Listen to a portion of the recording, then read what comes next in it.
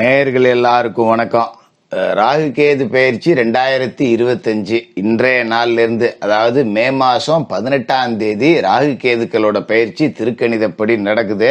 சர்ப்ப கிரகங்களான ராகு கேதுக்கள், விஷப்பாம்பு ராகு கும்பராசிக்கு வரார். அதே மாதிரி விஷமற்ற பாம்பு கேது சிம்ம ராசிக்கு வராரு. இவங்க ரெண்டு பேத்துக்குமே சொந்த வீடு இல்லை அப்படிங்கறதால யாரோட வீட்டுல இருக்காங்களோ அதுக்குண்டான பலனை தான் கொடுப்பாங்க. இதை நம்ம ரொம்ப துல்லியமா தெரிஞ்சுக்கணும். அதனாலதான் இது ஒரு கோரப்பிடி அப்படின்னு சொல்லியிருக்கேன். ஏன்னா சனியோட வீட்டுல ராகு இருக்கார். சனி பிடிச்சா எப்படி பிடிப்பார், அது மாதிரி ராகு கோரப்பிடி பிடிக்க போறார் விஷப்பாம்பு.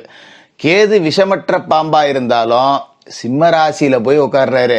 சிம்ம ராசி சூரிய பகவானோட வீடு, கிரகங்களோட ராஜாவோட வீடு. அங்க போய் விஷமற்ற பாம்பா கேது இருந்தாலும் கூட அவர் பயங்கரமான ஒரு அமைப்பு அப்படிங்கறதையும் கொடுப்பாரு.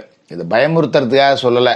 இந்த அமைப்பு அப்படிங்கிறது கொட்டியும் கொடுக்கும், தட்டியும் வைக்கும். உங்களோட ராசிக்கு இந்த சர்ப்ப கிரகங்களோட பயிற்சி அடுத்த 1.5 வருஷத்துக்கு பலனை கொடுக்க போதா, பாதிப்பு கொடுக்க போதா அப்படிங்கிறத ரொம்ப சரியா நம்ம பார்த்துருவோம்.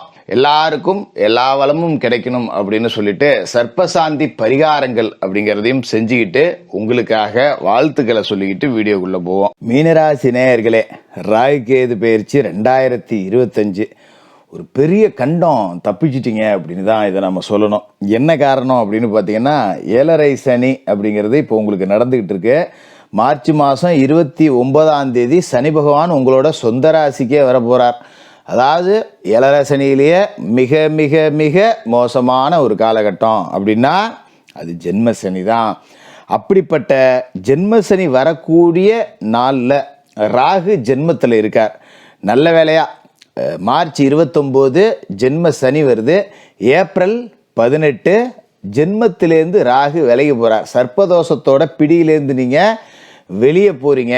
ராகு விரயத்துக்கு போகிறார். அதனால் தப்பிச்சிட்டிங்க. இந்த மார்ச் 29லேருந்து மே 18 வரைக்கும் ரொம்ப ரொம்ப ரொம்ப கவனமாக இருக்கணும். ஏன்னா ஜென்மத்திலேயே சனி, ஜென்மத்திலேயே ராகு, ரெண்டு பேரும் சேர்ந்து உங்களோட ராசியில் இருக்க போகிறாங்கிறப்ப அந்த குறிப்பிட்ட நாட்கள் மட்டும் நீங்கள் அதிக கவனத்தோடு இருக்கணும். சரி, ராகு விரயத்துக்கு போகிறார், என்ன செய்வார் அப்படின்னு நாம் பார்க்கறதுக்கு முன்னாடியே, ஜென்ம ராகு உங்களை அடித்து துவைச்சி புழிஞ்சு எல்லா வேலையும் பண்ணிட்டார். 10 பைசா கூட காசு இல்லை, 10 ரூபா மிச்சப்படுத்தி வச்சுருக்கேன். மீனராசிக்காரர்களை பொறுத்த வரைக்கும் ரொம்ப சிக்கனவாதிகள், கடுமையான உழைப்பாளிகள், ரொம்ப நேர்மைசாலிகள். மீன் எப்படி 24 மணி நேரமும் தண்ணியில் நீந்திக்கிட்டே கிடக்கு, அதே மாதிரி தான் ஓடிக்கிட்டே இருக்கக்கூடிய ஆளுங்க, உழைச்சிக்கிட்டே இருக்கக்கூடிய ஆளுங்க. ஆனால் பெருசாக 10 ரூபா மிச்சப்படுத்தலாம் அப்படின்னு குருவி சேர்க்குறாப்புல சேர்த்து சேர்த்து சேர்த்து சேர்த்து ஒரு 10 ரூபா வச்சுருந்துருப்பீங்க. அது விரயசனி காலகட்டத்தில் எல்லாம் செலவாகி போய் இப்போ நான் ஜீரோவில் நிற்கிறேன் ஜோசியரை, இனிமேல் வாழ்க்கையை ஃபஸ்ட்லேருந்து தொடங்கணும் போல இருக்கேன் ஜோசியரை அப்படிங்கிற நிலைமை இருக்கும். இப்போ ஜென்ம ராகு விலகி விரயத்துக்கு போயிட்டார். விரயத்துக்கு போய் சாதாரணமாக போல குரு பார்வையில் சிக்கிறார். இதுதான் ஒரு அற்புதமான அமைப்பு. ஏன்னா ஜென்ம சனி, விரய ராகு இவங்கெல்லாம் இருந்தாங்க அப்படின்னா ரொம்ப கஷ்டம். இப்போ ராகு புனிதப்பட்டு போகிறதால உங்களோட கடமைகளை முடிக்கக்கூடிய ஒரு காலகட்டம்னு இதை நம்ம சொல்லலாம். அதாவது ஒரு மனிதனோட கடமை அப்படின்னா என்ன, பிள்ளைகளுக்கு திருமணம் செஞ்சு வைக்கணும், பிள்ளைகளை நல்லா படித்து வேலைக்கு செட்டில் பண்ணணும், பிள்ளைகளோட வாழ்க்கையை நாம் முழுசாக வாழ்கிறத பார்க்கணும். பிள்ளைகளுக்கு கல்யாணம் பண்ணியாச்சு, பேரப்பிள்ளை பெற்றாச்சு, வீடு கட்டி வச்சாச்சு, பிள்ளைகளுக்கு 10 ரூபா சொத்து சேர்த்து வச்சாச்சு. இதுதான் ஒரு மனிதனோட பெரிய கடமையாக இருக்குது. கடன் இல்லாமல் பிள்ளைங்களை விட்டு போகணும். ஒரு வீடு வாங்கி வச்சுருந்தாலும், ஒரு மனம் வாங்கி வச்சுருந்தாலும் அதில் வில்லங்க இல்லாமல் வாங்கி வச்சுட்டு போகணும். இப்படி நினைக்கக்கூடிய ஆளுங்க மீனராசிக்காரர்கள். இந்த கடமையை பூரா நீங்கள் முடிச்சிருவீங்க. குறிப்பாக பெண் பிள்ளைகளுக்கு திருமணம் முடிஞ்சிடும். இந்த ஒரு 18 மாத காலகட்டம், இந்த ராகு கேது இருக்கக்கூடிய காலகட்டத்தில், 12ஆம் இடத்துல இருக்கக்கூடிய காலகட்டத்தில் பெண் பிள்ளைகளுக்கு திருமணம் முடிஞ்சிடும். 2 பெண் பிள்ளைகள் இருந்தால் கூட அடுத்தடுத்து திருமணம் அப்படிங்கிறது அமையும், நல்ல வரன் அப்படிங்கிறது அமையும். அதுமாரி சில வீட்டில் பெண் பிள்ளைகள் படித்து முடித்து நான் வேலைக்கு போயிட்டு தான் கல்யாணம் பண்ணுவேன்னுட்டு இருக்கோம். அந்த மாதிரி பிள்ளைங்களுக்கெல்லாம் இப்போ வேலை கிடைச்சிடும். கவலைப்படாதப்பா, எல்லாம் நல்லது நடக்குது, என் பிள்ளை வேலைக்கு போயிடுச்சு, நான் படாத பாடுபட்டாலும் பரவாயில்ல, இன்னும் கொஞ்சம் காலம் கஷ்டத்தை கூட தாங்கிட்டு போகிறேன், ஆனால் என் பிள்ளைக்கு வேலை கிடைச்சிருச்சுப்பா, அது போதும்பா கடவுளே அப்படின்னு சொல்லி நீங்கள் மனமுருகி கடவுளுக்கு நன்றி சொல்லக்கூடிய சம்பவங்கள் அப்படிங்கிறதெல்லாம் நடக்கும். அதில் எந்த விதமான மாற்றமும் இல்லை. ஜென்ம சனி உங்கள் தேக ஆரோக்கியத்தில் மட்டும் கொஞ்சம் கூடுதல் கவனமாக இருக்கணும். தேவையற்ற மருத்துவ செலவுகள் அப்படிங்கிறது ஒருத்தர் மாற்றி ஒருத்தருக்கு வர செய்யும். இந்த காலகட்டத்தில் நீங்கள் இன்னும் கவனமாக இருக்க வேண்டிய விஷயம் என்ன அப்படின்னு பார்த்தீங்கன்னா, இந்த ராகு 12ஆவது வீட்டில் இருக்கும்போது யாருக்காவது நீங்கள் நல்லது செய்ய போனீங்கன்னா அவன் தான் முதல்ல உங்களை முதுகில் குத்துவான். நீங்கள் நல்லது தான் நினச்சி செஞ்சுருப்பீங்க, ஆனால் உங்களை துரோகியாக பார்ப்பான். அட பாவி, இவனுக்கு போய் நாம் நல்லது செய்ய போனோம்டா, இது நமக்கு தேவைடா அப்படின்னு தேவையற்ற அவமானங்கள் நம்மளை தேடி வரும். அதில் ரொம்ப கவனமாக இருக்கணும். ஏன்னா தேவையில்லாத கடன், யாருக்காவது ஜாமீன் போட்டிருப்போம், நம்ம 10 ரூபா வாங்கி ஒரு ஒரு ஒரு வேளை டீ கூட குடிச்சிருக்க மாட்டோம், இங்கிட்டு வாங்கி இங்கிட்டு கொடுத்துருப்போம், அவன் தூக்கிட்டு ஓடி போயிருப்பான், தண்டை செலவு பண்ணியிருப்பான், ஏதோ பண்ணியிருப்பான், கடன் நம்ம அடைகிற மாதிரி ஆகிடும். இந்த ஜென்மசனி காலகட்டத்தில் தேவையற்ற ஜாமீன் ஜவாப்தாரி போடாதீங்க. யாராவது 10 ரூபா உங்கள்கிட்ட கேட்டால் தயவுசெய்து இல்லைன்னு சொல்லிடுங்க. நாளைக்கு தரேன், இல்லை இன்னொரு இடத்துல வாங்கி தரேன், இந்த பேஜுக்கு போனீங்கன்னா காசு கொடுத்தும் ஊசி ஊத்து அப்படிங்கிற கதையாக போவோம். கூடுமான வரைக்கும் ஜாமீன் ஜவாப்தாரி அப்படிங்கிறத யாருக்கும் ஏற்றுக்காதீங்க. இதை செய்யாமல் இருந்தீங்கன்னாலே இந்த ராகு கேது பயிற்சி உங்களுக்கு நல்லாயிருக்கும். இதே காலகட்டத்தில் பார்த்தீங்கன்னா கேது ராசிக்கு 6வது வீட்டில் இருக்கார். ஞானக்காரகன் கேது, அதை மறந்துடவே கூடாது. நாம் 6ஆம் இடத்திற்கு உண்டான ஞானம் உங்களுக்கு அதிகமாக பிறக்கும். ருணரோக சத்துருஸ்தானத்தில் கேது, அதாவது ஒரு நோய் இருக்குது அப்படின்னா அந்த நோய் தொடர்பாக நிறைய யோசிப்பீங்க, நிறைய படிப்பீங்க. சர்க்கரைங்கிறது ஒரு வியாதியே இல்லைப்பா, அந்த காலகட்டத்தில் இப்படி இருந்தாங்கப்பா, அப்படி இருந்தாங்கப்பா, இதெல்லாம் உங்களுக்கு யோசிக்கும். நிறைய இந்த வைத்தியம் சார்ந்து படிப்பீங்க, தேடி தேடி புத்தகங்களை வாங்குவீங்க. கண்டிப்பாக பார்த்தீங்கன்னா நம்ம தமிழர் மரபு வைத்தியங்கள், சித்த வைத்தியத்தை தேடி உங்கள் மனசு லயிக்கும். ஊசிலாம் போடுறதில்லடா போடா அப்படிங்கிற மாதிரிலாம் யோசிப்பீங்க.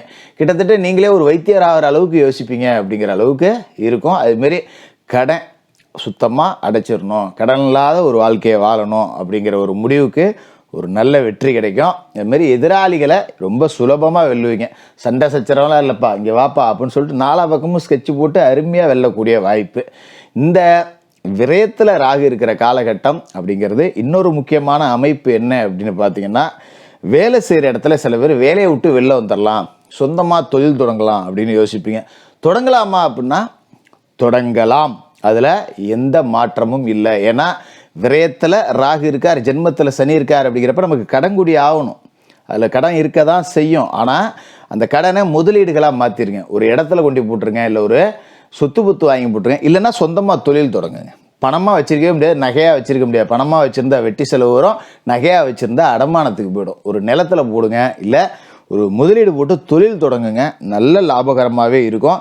இதே காலகட்டத்தில் குரு பகவான் உங்களோட ராசிக்கு 4வது வீட்டுக்கு போகிறார், அர்த்தாஷ்டம குருவாக போகிறார். குரு இருக்கிற இடத்த விட பார்க்குற இடத்துக்கு பலன் கூட. ராசிக்கு அதிபதி அவர், அங்கே இருந்துக்கிட்டு உங்களோட ராசிக்கு 8, 10, 12 இந்த 3 இடத்தையும் பார்ப்பார். அப்போ 8ஆம் இடம் அப்படிங்கிறது உங்களுக்கு இருக்கக்கூடிய மன உளைச்சலை குறைக்கும். குரு பார்வை அங்கே விழுவுறதால ஜென்மசனியால் வரக்கூடிய மன உளைச்சல் பிரச்சனைகள் அப்படிங்கிறத குரு ஓரளவு கட்டுப்படுத்துவார். முழுசாக கட்டுப்படுத்த மாட்டார், ஓரளவு கட்டுப்படுத்துவார்.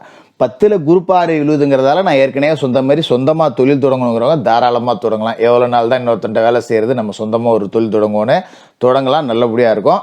12ல் இருக்கிற ராகு மேலேயும் குரு பார்வை விழுதுங்கிறதால ராகு புனிதப்பட்டு போகிறார். வீடு கட்டலாம், மண் வாங்கலாம், மனம் வாங்கலாம், கல்யாணம் பண்ணலாம், பிள்ளைகளுக்கு கல்யாணம் பண்ணலாம், சுப சடங்குகள் செய்யலாம், காது குத்தலாம், குலதெய்வ கோவில் பிரார்த்தனை செய்யலாம், வேறு ஏதாவது பிரார்த்தனை நீங்கள் வேண்டிக்கிட்டு பாக்கி வச்சுருந்தீங்கன்னா அதை இப்போ நிறைவேற்றலாம். இப்படி சுபகாரியங்களுக்காக நிறைய செலவு செய்யலாம். அதில் எந்த விதமான மாற்றமும் இல்லை. அதனால் ஜென்மசனி வருதே அப்படின்னு நீங்கள் வருத்தப்படாதீங்க. ஜென்மசனி அப்படிங்கிற ஒரு பக்கம் கதவை அடைச்சாலும் ஜென்மத்தில் இருக்கிற ராகு விலைக்கு குரு பார்வையில் புனிதப்படுத்தி இன்னொரு கதவை கடவுள் திறந்து விடுறார். அதனால் மற்றவங்க சொல்கிற மாதிரி நீங்கள் பெருசாக அச்சப்பட தேவையில்லை. ராகு கேது பயிற்சி உங்களுக்கு நல்லாவே இருக்கும். செவ்வாய்க்கிழமை ராகு கால நேரத்தில் துர்க்கையம்மனுக்கு எலுமிச்சை தீபம் ஏற்றுங்க. அதே மாதிரி சனிக்கிழமையில் சனி பகவானுக்கு எள்ளு விளக்கு போடுங்க. வாழ்க்கை ரொம்ப நல்லா இருக்கும். மீனராசிக்காரர்களுக்கு வாழ்த்துக்கள்.